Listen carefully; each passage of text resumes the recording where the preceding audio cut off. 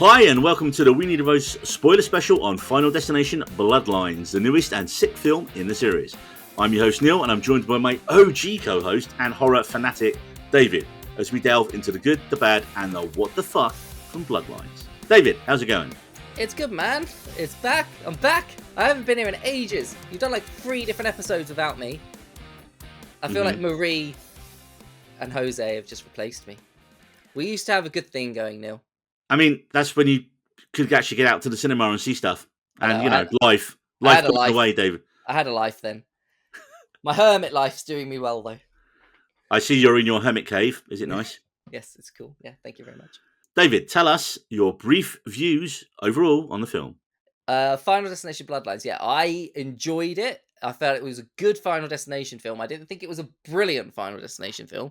It certainly wasn't as good as I felt like critics were giving it, because I felt like I saw a lot of like 8 stars or 4 stars for it. I didn't think it was quite that good of a Final Destination film.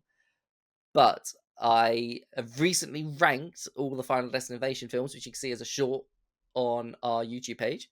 But I would put this one third on that list. Third or fourth on the list out of 6. So, bang in the middle.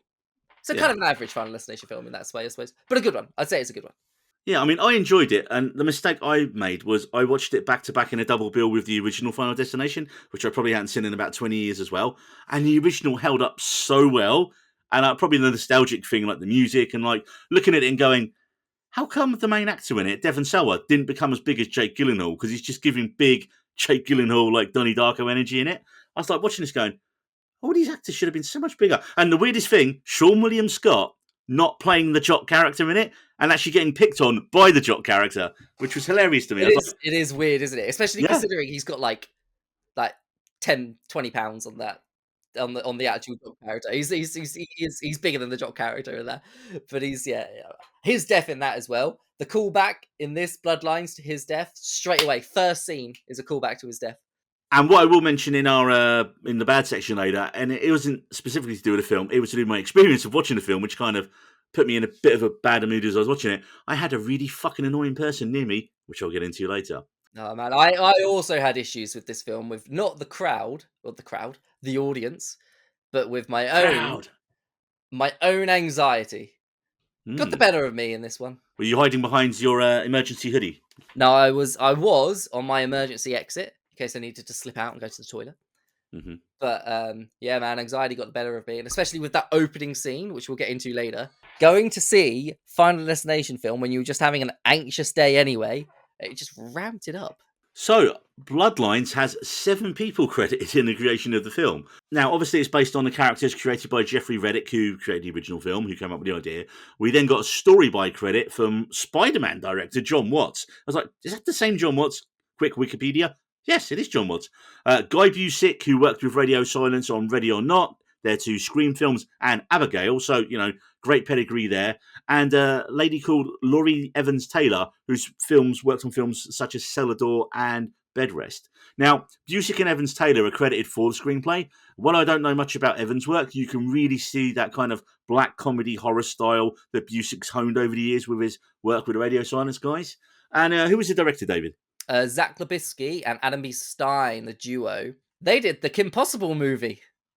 That was. Don't know what that is. Yeah, I mean, it's one of the most recent films that they've done. 2019, Kim Possible movie. It was a TV movie. What is Kim Possible? You'd never watched Kim Possible as a kid? Remember, there's an age difference between us again, David. Yeah, okay, fair enough. It was a cartoon. Okay. Kim Possible, call me, beat me if you want to reach me. Something, the rest of it. There was a naked mole rat in it. Right, moving on. So the film begins with an extended prologue set in 1968 at the Skyview restaurant where Iris and her fiancé Paul attend, and there's a dance party, and Iris has a premonition of everyone dying. So of course we see this, and as Iris dies in a premonition, then our main character Stephanie wakes up screaming in a modern day because of course it was a nightmare. We find out for reasons that she has been plagued by these nightmares for months. Actually, we don't find out the reasons, and they are linked to her grandmother, who is of course Iris. We meet the family and realise most of these people are going to die horribly very soon, which, of course, they do. We get a scene from the legendary Tony Todd, and it's a really deeply moving final scene for him on camera. And then this is pretty much every Final Destination film you've seen before. So let's get on to the good, the bad, and the what the fuck. Starting off with the good. And for me, the first thing is the epic prologue. It literally made my heart rate climb. I had my watch on. I was looking at my heart rate climbing as I was watching this, because I have developed a really unhealthy fear of heights over the last 10, 15 years. I mean, I've been in helicopters, I've walked on the Panama Canal, and yet suddenly a high balcony will absolutely be like, nope, nope, I need to sit down or just get out of this space. So this scene was fucking hard to get through, man. And then also, I'm glad that little bastard kid with the coin got flattened by a piano. What a dick, David. Yeah, no, I agree. I felt like it was one of the most memorable premonition deaths at the beginning of a Final Destination film. I think it was probably the third best premonition death. But so you've got number one is probably the first one, Flight 183. I think Flight 183, right? And then the log truck. So the first two, Final Destination 1 and 2, got it down. I felt like it was probably more memorable than the roller coaster scene, because the roller coaster scene, you know it as a roller coaster scene, but you can't remember any of the deaths in it. And it's much more memorable than the bridge collapse and the NASCAR car crash that no one remembers. It was really good. For me, like the same as you, the build up of tension and the fear of of heights in it. Because I don't really have that much big of a fear of heights, but like the sound of the wind and just like everyone cram, and how they got the fear, like the cramming into the elevator, and how that's just like an uncomfortable feeling being in an elevator with a lot of people anyway. But then as it's going up, and you can see just like the glass floor and the little fucking shit kids jumping on it, being told off, fucking around with his coin, with his little lucky penny, which again is another callback to a death in a Final Destination film. I think the fourth one. Yeah, there's so many callbacks in this to previous Final Destination films and the previous deaths, and it was done in a really cool way. That's one of my goods. Spoilers, but yeah, this premonition, one of the most memorable. Oh, when a film can make you physically feel uncomfortable sitting there, and it's still not actually got to the main part. Like once it got to the main part and like all the gory bits were happening, that's fine. But it was the really expertly done build up and tension of the scene that got to me. I'm just like I said, when that lady's hat blew off and she like leans over, I was like, no, you stupid, get away. Yeah, it's when everyone's dancing on the dance floor and you can hear the cracks beneath the music, and they're like dancing, and then obviously the whole fall. I had to actually, because this is during my massive anxiety moment that was happening just anyway, and the build up attention was so good, it was just making my anxiety a hell of a lot worse. I had to be telling myself like, it's just a green screen. It's under like they're not actually that high. There's just a green screen there. They're gonna fall about 2 feet to a soft landing. They're not gonna go all the way and plummet. But yeah, with spikes through the heads. No, and I'm 100% with you. The black comedy moment of the child being killed by a piano was honest. The black comedy in this film was so on point. You know, you should not laugh at a child being killed by a piano, yet it was so funny and so satisfying. And he deserved it. He did. If any kid deserved to die by piano in a film, it's this little bastard with his coin. You know what? That kid's fucking started the whole thing. Yeah. Thinking about it now, it was that kid. It wasn't the premonition. It was that kid with his fucking little lucky coin. Started the whole thing. If he had not taken that coin out of the fountain, would that have collapsed? Here you go. If this film does, I think it's done okay at the box office. It's not done like massive, but it's done decent. And it probably wasn't that big a budget anyway, judging by most of the cast who none of us had ever heard of before this. But they could always do a prequel like, oh, the coin. Guess where the coin came from? You know, if it made enough money. Yeah. I mean, it's just another way of linking. Because you picked up on it there. The coin's the inciting incident, isn't it? Well, the coin is but it's a death. It's in the coin is sort of a callback to a death from Final Destination 4, where one of the characters is that jock character. He has like a lucky coin, although I don't think it's a penny. I think it's just a coin in general. Maybe a nickel. I don't know American currency. And he loses it in a pool, and he gets sucked in by the pumps, and all his guts come out. It's one of the more satisfying deaths because the guy's a dick.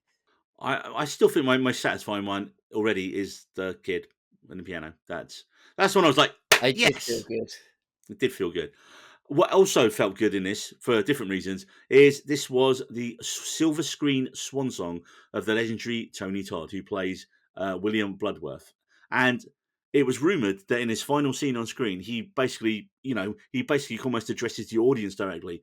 And he was kind of left to say what he wanted to say. Because obviously, if you look at Tony Todd, then he clearly did look very ill And I know he He looks didn't thin. pass away. Yeah, he looked thin. Yeah. He passed away not long after this was filming was probably finished on this, and he said, and I quote, I intend to enjoy the time I have left, and I suggest you do the same. Life is precious. Enjoy every single second. You never know when. Good luck." That's a scene in a performance that I know it's Final Destination was one of his like big ones as well as obviously Candyman, but it's a scene in a performance that should be in such a better film. You know, that level of performance and that level of emotion that he brings to the screen in that. Like you looked around, and people were just like turning away from the screen in it. That got a more visceral reaction in my screening than most of the deaths did because you just don't expect it to hit you as much. Yeah, it was a really moving moment. I really enjoyed how they tied in Bloodworth, his backstory, into this story, and into all the other Final Destination films in a way that made sense because he's always been this mysterious character that's either there to give a little bit of exposition or a little bit of information to our main cast as to the rules of death, and Yeah, you don't ever really know why he knows everything or why he's so knowledgeable.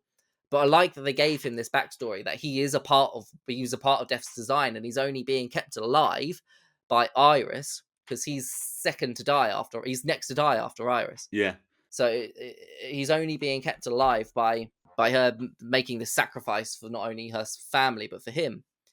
And I really liked how it was tied in, like why he knew everything, why how because he survived a premonition himself. Yeah, I felt like that it worked. That mm, little backstory for him, it worked really well. And with him Tony Todd sadly dying in real life, it sort of allured to the fact that once death had gone through Iris and her family, he was naturally going to be next, even though it did mention that he was dying of cancer anyway, I think in the film. Um, Death would have got him.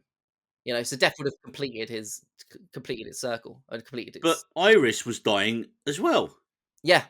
So Death they gets didn't really need to yeah. get killed. Like I say, obviously Tony Todd gets to go out on his own terms because he's Tony motherfucking Todd. But Iris gets she gets impaled. But we'll get onto that in a little while. I think it implied that Tony Todd Death did eventually get Tony Todd, but not Yeah, on Tony Todd's terms, as in not on Bloodworth's terms. I feel like it would have because after everybody else had died, it would have come for them, unless he was like mm, imminently on his deathbed and he got to go out and live a full life, which would have been a nicer storyline and a nicer ending. But it sort of left it open. It could have been either way. yeah, definitely. Next up on the good now. A lot of times in these films, there's a lot of characters, and they're just said to be killed, and we don't like them. But my favorite character from this film is Richard Harmon, who plays Eric, who's like the tattooed goth kind of. I forget. He's the cousin, isn't he, of the main No, character? he's the brother. He's He's the her brother. brother. He's a step brother Oh because yeah, yes, he's a step brother. because he was a part of the Death's design, the plan that Stephanie had, but because it was revealed that the Dun, mum had dun, an dun. affair and was not actually a part of the father's lineage or the father's bloodline. Yeah. He was sort of saved by Death's design, but because he fucked with Death, he ends up dying anyway.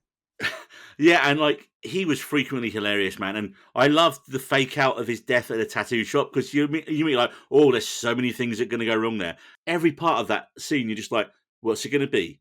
Oh, is it going? It's going to be the tattoo. It's going to be something like it's too obvious to be the tattoo needle, right? Can't be that. And then when he gets the nose ring stuck in the amazing. It was excellent setup. Yeah, I think the trailer did slightly ruin that because it's in one of the trailers.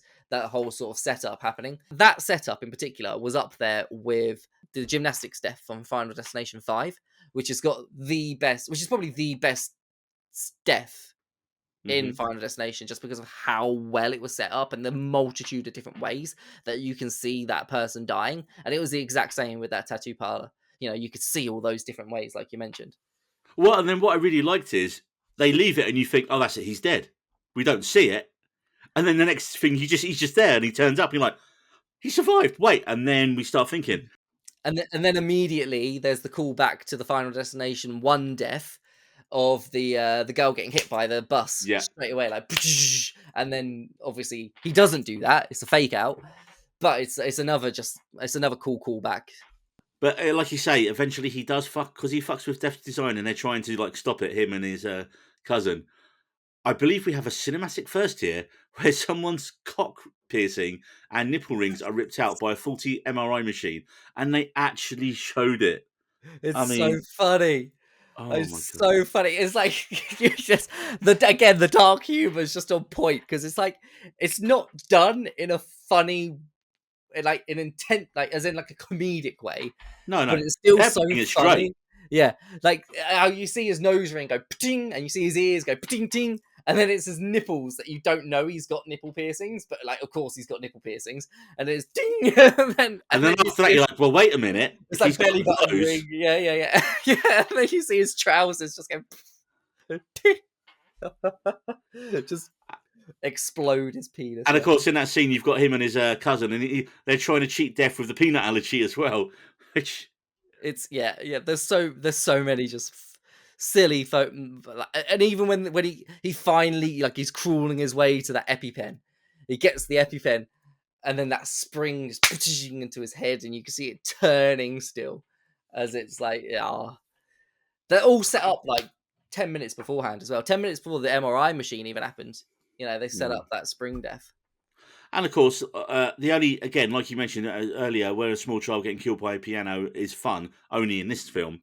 When you've got two grown men standing there considering killing babies as well, and it's just like, and then again, it's something you shouldn't laugh at all. But that scene is It was calibrated so it well. was so funny, It's just yeah. like, no, we can't do that, and then they just turn and look. Well, no one's gonna know. Like in American hospitals, a baby's just out on display, I like on a don't know. window display, just If like only out we in the knew someone corridor. who could answer. I know. Jose. Oh, he's not here. One other thing I really liked as well. This film holds the world record for the oldest person or oldest lady, I think, to be set on fire in the film, and that goes to 71-year-old stunt lady Yvette Ferguson. So, round of applause for Well Yvette. done, yeah, that's Because awesome. when I saw that at the start, I was like, "That's an old lady on fire." I was probably a dude under a bunch of latex. No, that was an old lady on fire. And I did appreciate one other thing I did like was the music cues. Not all of them, which again we'll get into in the other section, but Mm. the early one, the early one, Ring of Fire, because if I remember rightly, and I might not have done, you just get a bit of the riff of the song, and it's a very recognisable riff. You don't have the lyrics, so they're not banging you over the head of it. And of course, as we know from the trailers, and obviously having seen the film now, it is a giant ring of fucking fire up there as well. So yeah, that's a good use of a song in the film. So David, any other goods for you in this film? Yeah, so there were loads and loads of different callbacks to the previous Final Destination films in so many different ways. So you not just the deaths, like character decisions and what they're doing as well. So the first shot is of that train track and a car going past it, which is kind of a callback to Sean William Scott's death In in Final Destination yeah, 1. and when they get trapped in the car. There's the callback to even Claire Rivers, like how Claire Rivers Clear. goes. Claire, yeah, I was Claire Rivers, yeah, whatever. I'm gonna call her Claire because Claire's not a word. Claire's not a name. Anyway, how she sort of keeps herself in an insane asylum, sort of like voluntarily in a padded room, so that death can't come for her. And like she's like, leave your phone outside and leave all your technology. Like, come in here, empty pockets. You know, if you've got to come in. And it's the exact same with Iris, except Iris is Yeah, living in like a death house I know. instead, which didn't really make a lot of sense to me. That she was living in like the perfect house for death to get her Yeah. somehow. So many things. Yeah, So many yeah. things. I mean, I feel like Claire's idea was a lot more sound, being in a padded room. But they both had the same idea, you know, you survive death, this is how you got to do it. You got to just keep yourself completely secure and completely safe. When the train comes in and kills our two protagonists at the logs at the end of the film, of an obvious callback to the beginning of Final Destination 2. Two.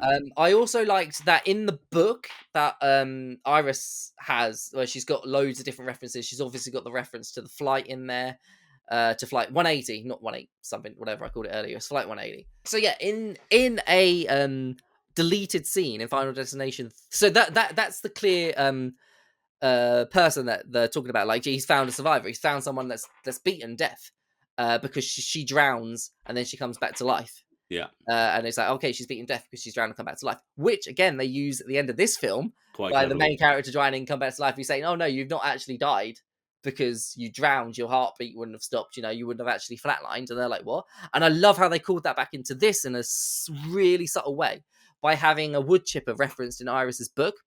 Because in Final Destination 3, and I think a deleted scene in Final Destination 3, it's mentioned on a newspaper clipping that the 2 people from Final Destination 2 that survived died in a wood chipping accident.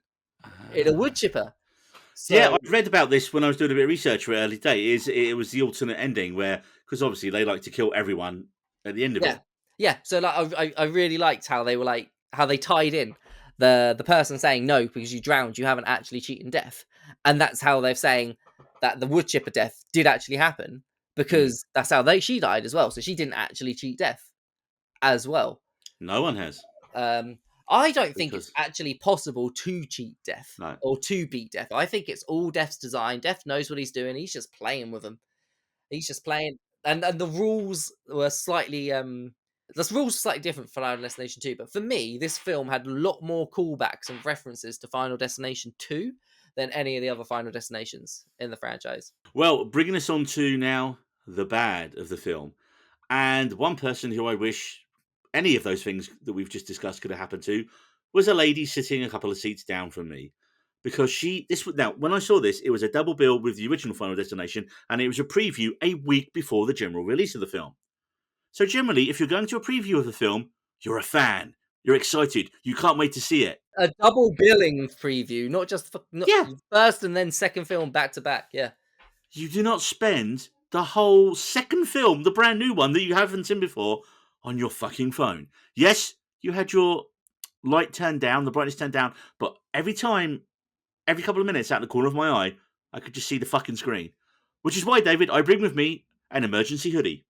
Because you can pull the hood up and it blocks anyone who's on your eye line who's got an annoying bastard yeah. phone. Think of it. How would you want Death to take her out? Tripping down the cinema stairs on her phone. Breaking her neck, falling down the Come on, stairs. bit more creative than that. No, Come on. because she's not paying attention because she's on the phone. Or, hit by a truck. It has to be something where she's not paying attention and gets hit by a car or truck because she was on her phone. Yeah. Okay. She's not That's paying attention and accidentally walks into the back of a helicopter and nice. just gets I like that. blended. Yeah, it needs to be something really stupid that, why haven't you stopped? yeah, yeah. It's a really slow moving vehicle. Yeah. Like a snowplow. Killed by a snowplow. Killed by a snowplow. I'm sure that's happened. But anyway, yeah, hope she freaking dies, man. I give people a 5 minute limit and then I'll go and fucking say something because it pisses me right off. If you're on the back row, it's not going to affect some people in front of you. So kind of like, I'm quite a genial person in cinema. It's very rarely I have to tell someone to like shut up. And when I do, because I look a bit like a football hooligan and I'm wearing a hoodie, people will generally apologise and don't keep fucking around. But also, I'm also not going to approach a woman sat with either by herself or a phone and like tell her to turn her phone off. Yeah. That's not what you want to do. You just need to like emergency hoodie, deploy, and then hope she gets hit by a slow moving vehicle afterwards and murdered horribly by that vehicle, by death. And that bad person kind of gave me a bit of a bad experience. So I wasn't in the best mood as I was watching this. I was kind of annoyed. I think because of that, I really didn't like any of the characters in the film other than who we mentioned in the good, Eric. I feel like in this type of film, what they should really do to, every character you see is probably going to die horrifically. So play it up some more. Give us a reason to care about these characters. You do in the original film. You do in the second film, if I remember right. You do in the third film. In this film, I'm just like, I don't. You're nothing. You're just literally here for one scene to get murdered horribly. You haven't got enough character development, and it would have been nice to be given a reason to care. Like have the characters be really good. Like have them be really nice. Like show some of the characters doing really nice things. Because then it's more shocking if they die horribly. You're like, but they was a good person. That shouldn't happen to good people. Yeah. Or make them into utter dickholes who you can't wait to see die. And this didn't really do either. And like I think you mentioned, well, none of the other films really did that one way extremely or the other. But No, why there's not? always one character that's like a Yeah, complete yeah. dick that you want to die. In this film, it's the little kid. Yeah. And Fuck you, little kid. kind of the girl that gets hit by that goes into the dumpster truck as well. She doesn't But get enough to do. I know, yeah. But I think this film suffers from the characters not being very memorable. Yeah. A little bit. Aside from the one character that we mentioned, Tattoo Guy. Eric. And that's only because I had to look up his name because I was like, this is the one character I liked. Yeah, but his brother, they do a lot to make you care about his brother and his brother's death and his peanut allergy and all this sort of stuff. I could barely tell you remember what he looks like. I know how he dies. Same. I can remember his death scene, but I can't picture his face without a spring in it. You know, like it's not. He just wasn't a very memorable character, So we and just say he and didn't have a spring in his step. even the mum that they sort of brought a backstory Oh. into as to why she was absent and why you should care about her and like why you should like care about the dynamic and the fact all that sort of stuff. You just didn't. So even when she died, you were like, okay, whatever, sort of thing. I loved the fact that they gave her like a noble reason to die. Like, I'm going to sacrifice myself so you guys can live a full life. I'm going to live for as long as I can, doing what my mother did for us. I'm going to do it for you. And then, like, literally seconds later, boom. And then, it would have been like a pass the torch kind of thing. I mean, why did they need the mum to be absent as well? Because obviously the grandma is absent. Which, by the way, in Final Destination 1, I'm pretty sure the main character in Final Destination 1 goes to a log cabin, doesn't he? And he sort of does the exact same thing. They go to a cabin in the woods. Yeah, as Iris does, to try and get away from death or look out for the signs. There's a bit where they open the door and it's all like implements of death, and they're like, well, he doesn't do a very good job of it. But yeah, he did a better job than they did here because no one died there. But yeah, like, so it's the grandmother who survived the tower collapse and then became crazy deaf hermit lady. So are we saying, what is the reason the mum left? Because again, it's not really well, it's explained. because it kind of is. It's because the grandmother was such a difficult person to live with because she was saying to them that death's around every corner, and she was kind of a bit batshit crazy. And of course, because none of them had actually died, the mother and the older brother doesn't actually believe them, but they kind of do. But the mum kind of does, but the brother doesn't, right? So, but the sister does. So there was that element to it where it wasn't clear enough for me, though. To be fair, like I was just like, right, well, if the mum left to keep the kids safe, I can understand, but you need a scene or an explanation of that. I think she couldn't handle. It was the mental difficulty and the trauma of her childhood that she couldn't handle. It wasn't clearly defined. It wasn't like a really well written. It wasn't not clearly defined. And also, one other thing, I was like, wait a minute. So if you've grown up with your mum being this complete psycho nightmare, you either think she's full of shit or you actually believe her. And so, so are we basically saying it's just kind of being raised by her mum that messed her up then? Yeah, it was. But you've got to imagine this has gone over, 18 years or 16 years or whatever of this constantly being in living with your mother who's constantly telling you death's around the corner. I think of the trauma that would give you. You could have had a few flashbacks peppered in to show it. The film's called Bloodlines. You could have actually, because they kind of skip a generation, right? You go from Iris pretty much to Stephanie, the granddaughter. What I'd have filled liked in a bit more in the Bloodlines thing is to see how so it was sort of implied, unless this has happened whilst I went for a wee, because I did go for a wee break during the film, and I feel like it was like the perfect exposition moment. So I might have missed it. But I'd have liked to have seen in the film how the Bloodlines and how Iris's decision to save all those people and live out her life, and now she's had an impact on loads of other people's lives, how that impact on loads of other people's lives impacted every other film and their characters. They could have had such an amazing montage of just deaths. Yeah. Because they said everyone she survived. There was like, how many people lives did she save that day? It was a lot. Yeah, a lot. Every single one of them got killed in some horrific accident by death. Fucking montage that shit. Montage that shit. Go, bam, bam, bam, bam, death. Get a really clever song. That would have been good. Boom, off to the races. That could have been the end credits. That would have been a great end credits. That would have been a great end credits. Like starting up in like the black and white and then moving up into colour and like, that would have been brilliant. Did you remember the end credits of, I think, Final Destination 3? No. Or 2? Or one of them, where it's all an X-ray. And they're all, it's like, it's all done as an X-ray. Yeah. So you can see all the deaths, but as an X-ray, One other thing on the bad is old Iris, I feel, is a bit of a dumbass for stepping outside her death cabin. The Wikipedia says she leaves the cabin to give Stephanie her book and allows herself to be impaled to prove her point. So, but again, this is kind of a strange thing, which they could have even implied and tied in more. Because, as we mentioned, we find out that William Bloodworth is dying of a disease, and we also know that Iris is dying of a disease. So is that just what death says? Okay, if I can't get you really gruesomely quickly, then I'm going to give you a disease as well. They could have actually had that be something they worked into it then. I think did. That would have worked better. And she goes, "Do you know what? I'm dying anyway." And I guess that's kind of what she is. Look, if me dying takes it to prove to you this is real. Hey, look what's that over there. And boom, impaling. Yeah, that's exactly what happened. I'm confused as to what you're saying because that's literally exactly how I it think played I've out. just figured out it out properly myself now. Yeah, yeah, that's literally exactly how it played out. It was a good The though. impaling, yeah. Like that That's the like impaling was boom straight through through the their face. head. Yeah, yeah. If it was if this was Final Destination 4, they would have 3D'd the shit out of that. Yeah, it would have been right in your face as well. Now, I did get a little bit lost in the lore of the whole thing, well, like killing someone and skipping a place, because I just watched the first film. That wasn't in there. It was just the only thing where they got it wrong in the first film was they got the order wrong on the plane, and that's why Mm. someone else died before they did it. And they kind of do that here with where we mentioned with not realizing Eric is a. I was going to say crazed sex baby, but that's definitely a wrong phrase. Love or Child, love child. That's love better. child of an affair. Yes, there we go. Yeah, that's much better. Then crazed sex baby. Yes, Neil. The Hashtag crazed Yeah, sex but baby. yeah, I felt like that was really clever as well because when he didn't die and everyone's like, well, why didn't you die?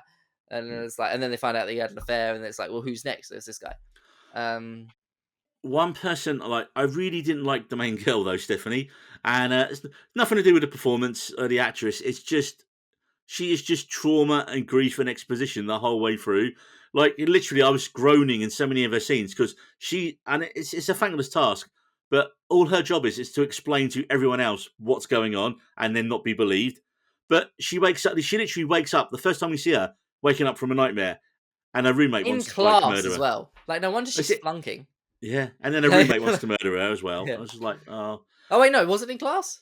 I thought it was in It was bed. in class. No, it was in class because she screams. She has two, doesn't she? Yeah, yeah. I'm pretty sure There's she another wakes one. up screaming in class. You know, like in some films, like you don't have any moment with her when her life's normal. You know, you have that bit before the premonitions in all the films where you see everyone acting normal and oh, hey, yeah, things are good.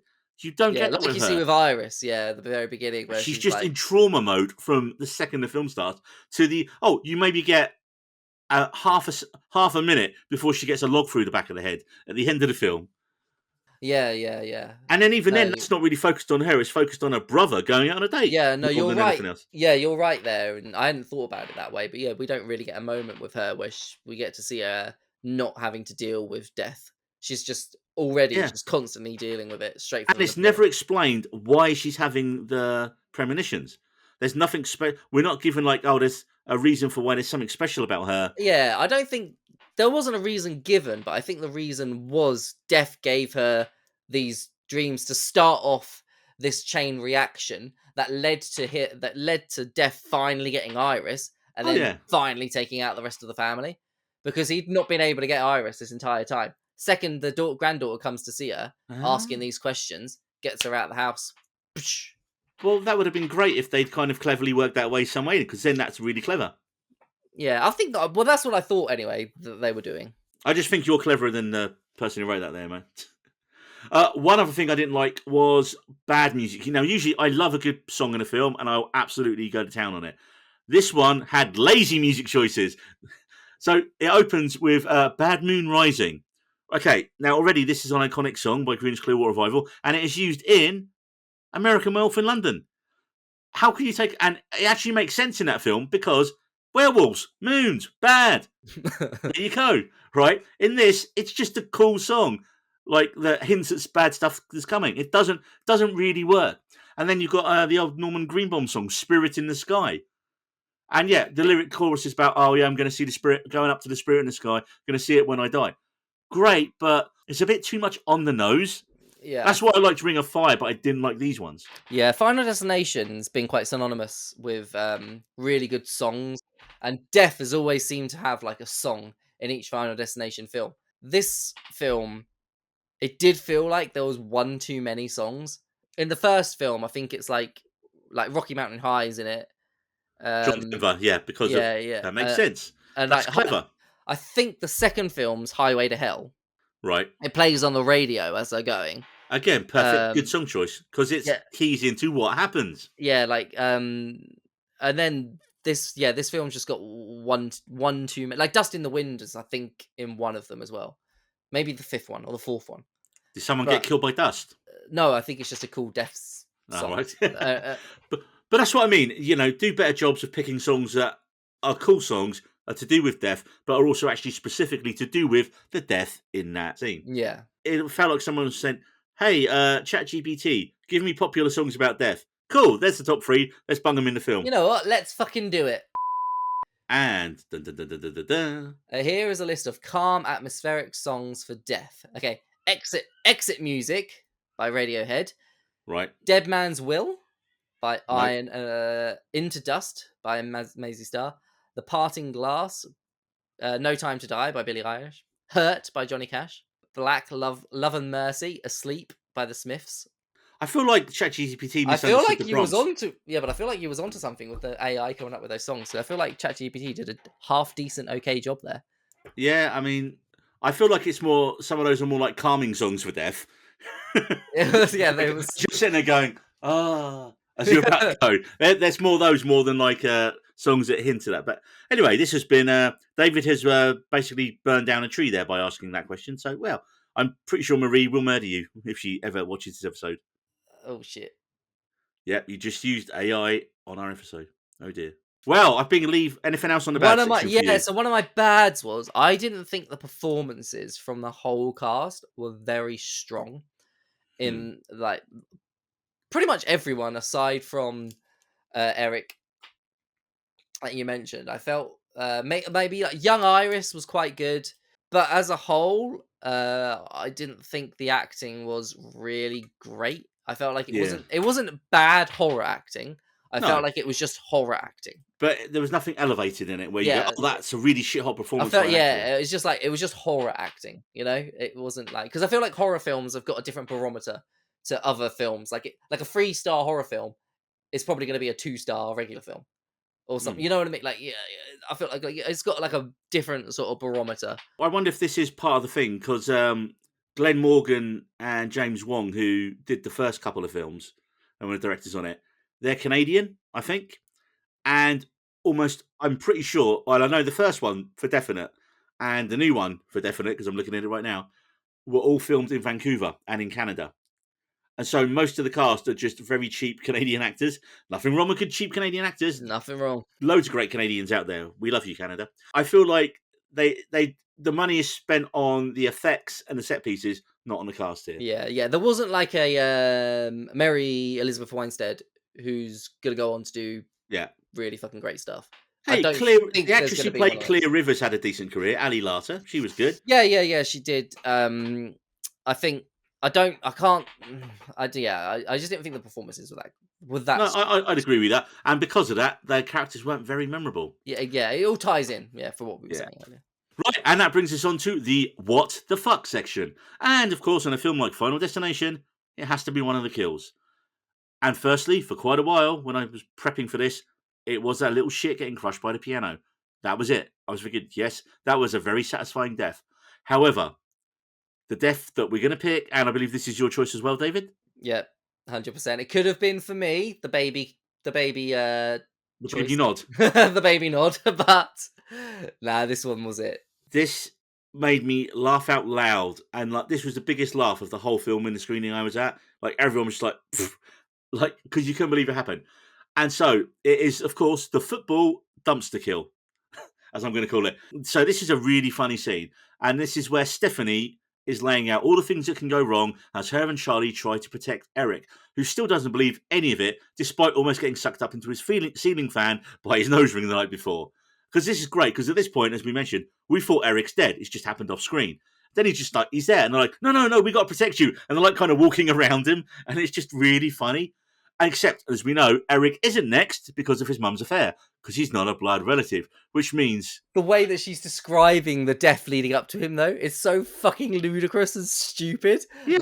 Like the fan, this could fall and then it could trigger and then you could be hit by a football. And it's like, and he's like, oh no, I'm going to get hit by a football. That's so fucking scary. Like, cause it's, you know. And then continue, Neil. But it's not him that gets hit by the football. It's poor Julia. And again, Julia's had maybe 2 scenes in the whole movie. She was a little bit of a bitch in them, and that's basically it. They could have given her something more to do, so that when that happened, we were like, oh yeah, brilliant. I couldn't even remember her name was Julia. How I had does it to happen? Google So it. start all the leaf blower, isn't it? And then that will start all the kids, and the kids will hit the football into her head, and then she goes straight into a bin that gets taken up into a dumpster and piled into the dumpster truck. But then, also, proving my Stephanie is really crap theory, I was thinking, oh, again, it was so good because they're like, are they going to run over the guys? Because they stood right in front of it. I was like, okay, is that going to happen? You're thinking that's going to happen, isn't it? You know nothing's going to happen to Stephanie because she's the main character, sadly. But when she climbs up on her, I was like, oh, she's going to pull her out. No, she just tries really badly, fails, and then Julia gets cleaved in the face badly. That made me think of, like, what would happen. This is like what would happen if they'd been really bad in Star Wars and C-3PO hadn't stopped the trash compactor. How it happens as well was so good. Like how that's gonna go down as one of the best kills in Final Destination. How it sort of just cleaves her a little, like at the angle as well, like just coming off her.